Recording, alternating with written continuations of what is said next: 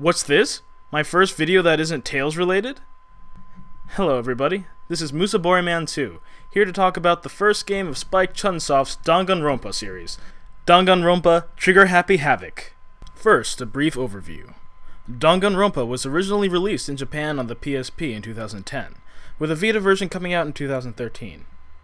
This Vita version came to the rest of the world in 2014, and I picked it up in early September of this year.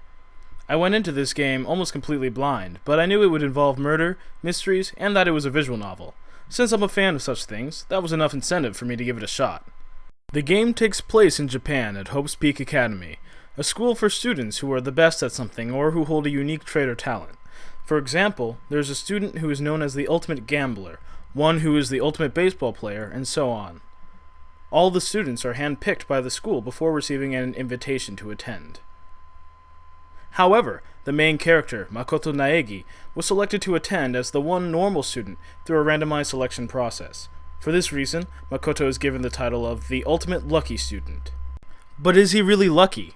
Shortly after arriving at Hope's Peak Academy, Makoto and the other students find themselves trapped in the school with no hope of escape. The mastermind behind their imprisonment, who takes on the form of a talking stuffed bear named Monokuma, gives the characters an ultimatum. Either live peacefully together trapped in the school for the rest of their lives, or murder another student to get permission to graduate from the school and leave. It's not as simple as just killing someone, however, because after a murder takes place, a class trial is held where the students must argue and theorize to find the true killer. If the students vote for the wrong culprit, the true killer gets to leave the school while everyone else is executed. But if the students choose the correct culprit, then the murderer alone will be executed and the rest of the students will go back to living their trapped lives in the school. Over the course of the game, the characters slowly uncover the mysteries surrounding their harrowing predicament. Gameplay is divided into a few sections.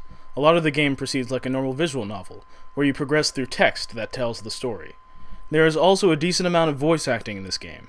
As for movement, you can manually walk around the school, or you can use your map to quick jump to specific locations.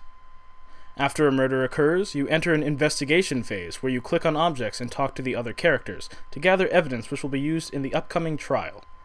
When the investigation period is over, you enter the courtroom where the class trial goes down.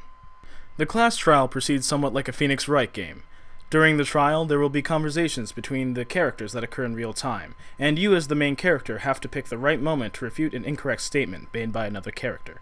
The evidence you found during the prior investigation period become things called truth bullets, which you can then use to contradict statements people make during the class trial. Statements that you are capable of shooting with truth bullets will appear as gold statements, but some statements are simply there to distract you, so you have to choose the correct piece of evidence to use against the correct gold statement. Otherwise, you will lose health.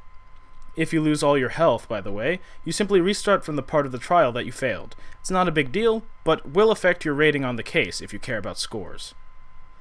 There is also a thing called Hangman's Gambit, where you have to shoot letters as they appear on screen in the correct order to spell out a keyword or phrase that will be useful in solving the case. Another feature of the class trial is the panic talk action, where a character gets upset and won't listen to you until you break through. This feature works as a sort of rhythm game where you tap buttons in time with music to reduce the stamina of your opponent. Once their stamina is depleted, you slam them with a final truth bullet to shut them up. When a trial is wrapping up, you perform a closing argument, where you put the events of a murder in order by dragging manga panels depicting the events into their correct spots. So now that the overview of the mechanics and story are out of the way, let me describe the pros and cons of Danganronpa. Let's start with the pros. First, I'd like to say that I really enjoyed the art style in this game. Even if you don't like the art initially, it kind of grows on you. It has a lot of personality, and it stands out, even if it's not the most elaborate or technically impressive art. Another good thing about this game is that it has dual audio, meaning you can choose the English or Japanese dub for whatever you prefer. I went with the Japanese dub myself, and I was pleasantly surprised to find out that this game has a lot of Japanese voice acting stars in it. I assume the English dub is solid, but I don't know because I didn't actually listen to it. This game also has a good length for a visual novel. It took me about 31 hours to get through it, I believe. There's also an additional game mode called like school mode or something that is unlocked after you beat the main game, which allows you to spend time with the characters and increase your friendship with them and stuff, because you can't get all the friendship scenes during the main story in one go-through.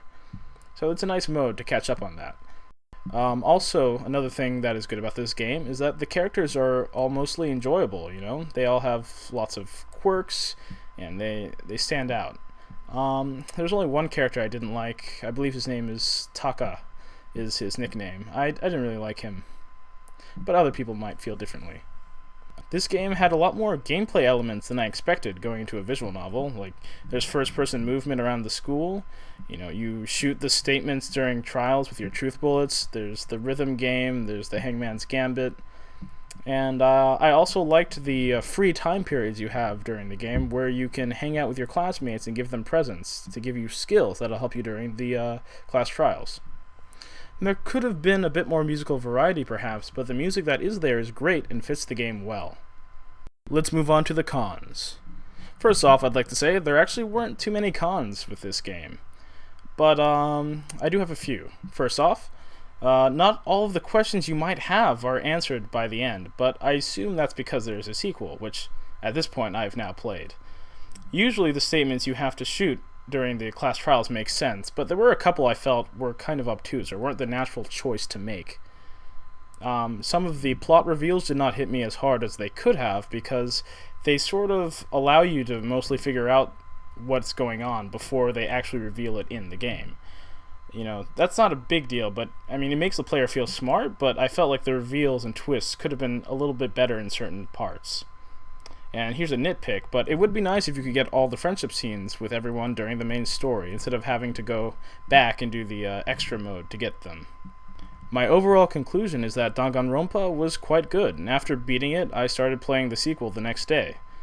I recommend it to anyone who has a Vita or a PlayStation TV, and on a side note, a PlayStation TV is less than $40 on Amazon these days, and most Vita games work on it. I also recommend it to anyone who likes Phoenix Wright, 999, visual novels in general, or murder mysteries. So, get out there, play Danganronpa. Thanks for watching. This was Musaboriman 2. If you liked it, please like, comment, and subscribe. Thank you.